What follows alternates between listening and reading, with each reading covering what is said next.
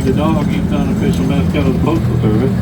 See, I told you the I U.S. will Postal give you the Service. first phone, and then it's up to you to find all the rest. I'll let you know a little bit later on how many there were.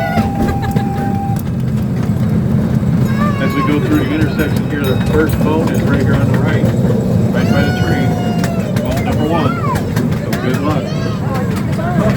First train is the Aero train. It's an all-aluminum train that was built by General Motors in 1955. It stayed on the main line until 1958 when it was removed due to the fact that it rode rough. It was underpowered. There were no seating or sleeping accommodations. And then moved to the Rock Island line, ran between Chicago and Joliet until 1965. Only 3 of those trains ever made. We have number 3 here, number 2 in Green Bay, Wisconsin, and number 1, they took apart and keep number 2 and 3 going.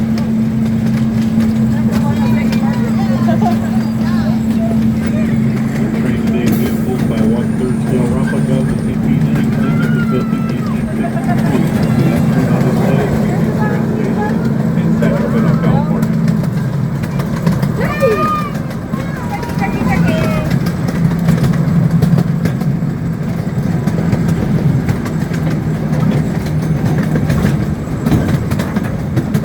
The bridge we're approaching is a turntable that was built in 1923 and used in Lindenwood Yard in South St. Louis. It was used to change track dogs.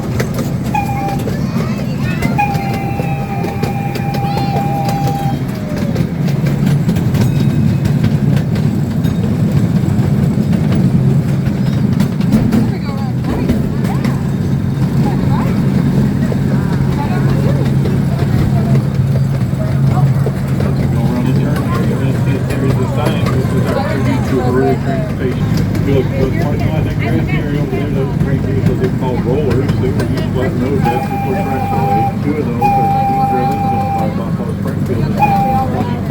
And the third one is gas powered, built by Buda. Wave! Leah, wave! Up here on the right is a Wabash caboose. It's a 1952 model. Wabash was the only train company that built their own cabooses.